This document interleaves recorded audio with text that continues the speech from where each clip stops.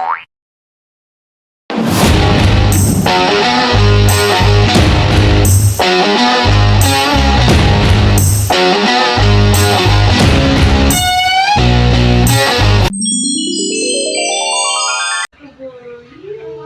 terima kasih atas kesempatan yang kami peroleh dari kelompok 6. Di sini kami akan mempresentasikan hasil wawancara UMKM kami di Logamsel.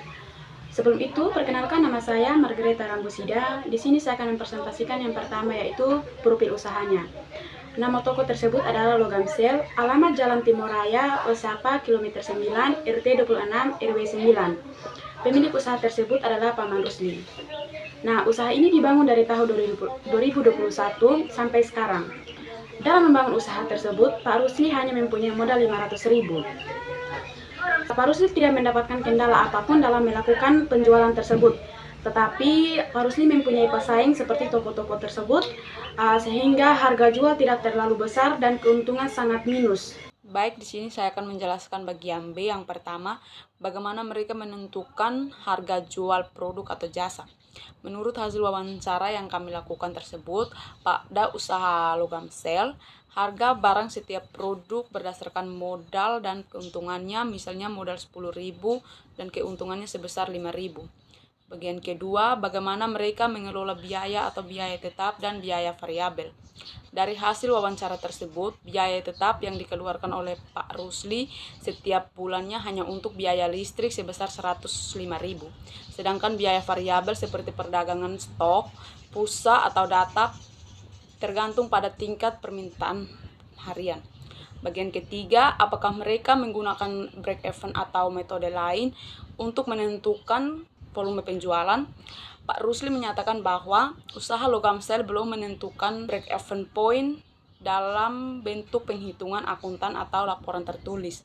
Bagian keempat, bagaimana mereka mengukur efisiensi produk atau jasa atau layanan. Pak Rusli menyatakan bahwa usaha Logamsel bergerak di bidang jasa dan penjualan produk digital serta aksesoris. Efisiensi lebih berfokus pada pelayanan pada tingkat produk.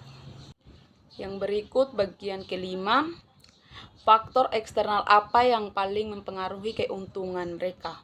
Pak Rusli menyatakan bahwa faktor eksternal yang paling mempengaruhi keuntungan usaha Logamsel adalah tingkat persaingan dengan toko sejenis di sekitar lokasi usaha. Jadi baik, saya akan melanjutkan presentasi ini. Terlebih dahulu perkenalkan, nama saya Rusli Ramsur Anuwuli dengan NIM 22410197. Di sini saya akan menjelaskan mengenai analisis hasil wawancara, yang dimana tempat wawancara kami adalah konter Telkomsel. Di sini saya akan menjelaskan tentang fungsi biaya dan fungsi pendapatan. Di sini Pak Rusli hanya membayar pulsa listrik, yang dimana pulsa listrik itu adalah yang termasuk biaya tetap. Sedangkan yang termasuk dalam biaya variabel, di sini Pak Rusli hanya membeli pulsa data, aksesoris dan barang-barang lainnya. Yang kedua, analisis marginal kontribusi. Di dalam analisis ini kita tahu bersama bagaimana kita akan menghitung perselisihan antara harga penjualan dengan biaya variabel. Di sini Pak Rusli hanya mendapatkan nilai perselisihan yang dimana nilai tersebut hanya sebesar Rp5.000. Yang ketiga, kita akan menghitung elastisitas harga permintaan, di mana pada konter tersebut tidak ada harga yang berubah sehingga tidak berpengaruh terhadap keputusan jumlah pelanggan yang datang membeli setiap hari. Contohnya pulsa data, dengan adanya pulsa data, mereka bisa mengambil keputusan untuk tetap berlangganan pada tempat tersebut. Baik, perkenalkan, nama saya Urinci Saung. Di sini saya akan lanjut bagian di kesimpulan. Berdasarkan hasil wawancara dan observasi, terdapat toko Logamsel dapat disimpulkan bahwa usaha ini berjalan cukup baik dan mampu menghasilkan keuntungan dari kegiatan operasional hariannya. Namun usaha tersebut belum memaksimalkan potensi keuntungan secara optimal karena belum menerapkan pencatatan keuangan secara optimal, karena belum menerapkan pencatatan keuangan secara sistematis dan belum menggunakan kontribusi maupun break even point.